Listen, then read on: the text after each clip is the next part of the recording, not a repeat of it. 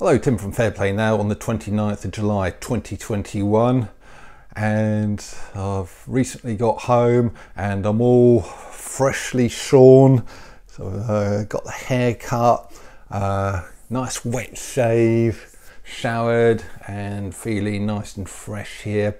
I was letting my hair get quite long for me anyway, and I thought I'd better cut it before I started getting comments along the lines of blimmin' hell Tim, you're starting to look like a hippie. So here I am, hopefully looking as sharp as I possibly can.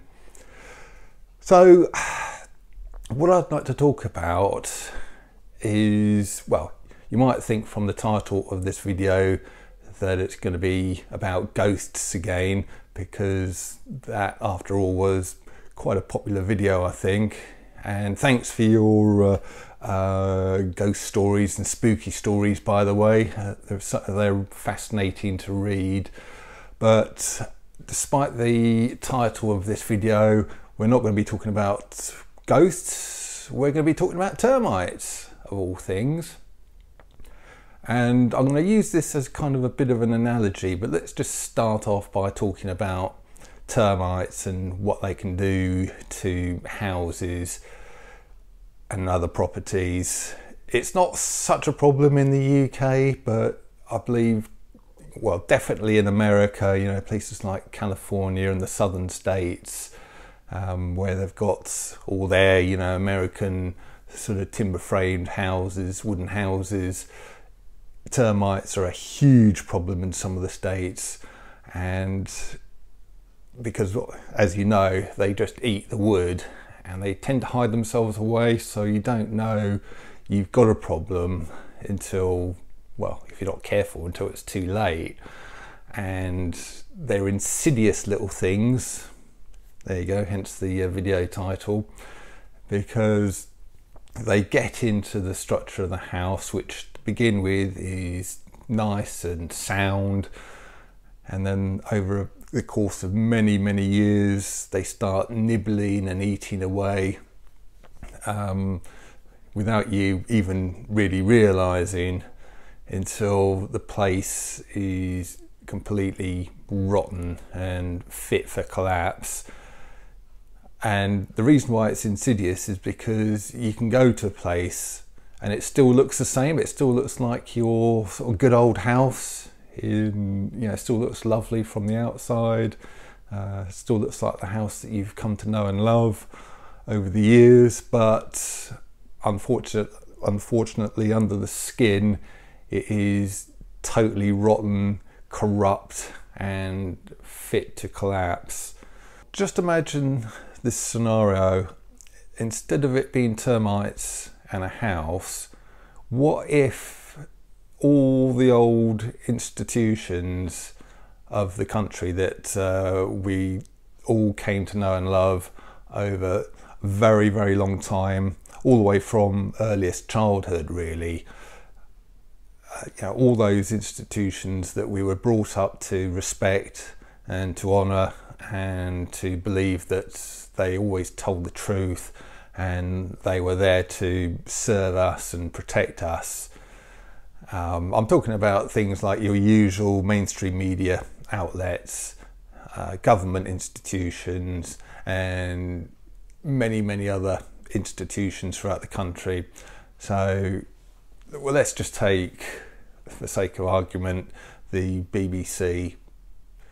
So you've grown up with that and you've come to respect it, come to love it, but what if it's been attacked from the inside over many years, as good people who used to run it have come up for retirement, new people have come in with not such quite honourable intentions, they've perhaps been placed there by the powers that shouldn't be, sort of hugely kind of rich, powerful people who have placed these people with an agenda saying that, you know, just get yourself established in this organisation, you know, get yourself up the ladder as high as you can and we'll help you. We'll sort of tell you what to do, what to say, and we'll kind of ease the path for you.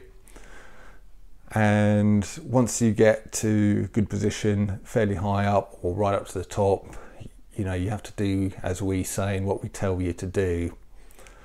So in these people come, might just be 1 or 2 to start with, then 3 or 4, but then over the years and over the decades, their numbers grow and multiply, and they start basically infesting the institution from the inside out. From the outside, it still looks like the same old BBC, and if you've grown up with them and you've trusted them for many a long year, you might sort of think, apart from maybe the odd funny little thing they say here and there, that essentially it's the same old BBC.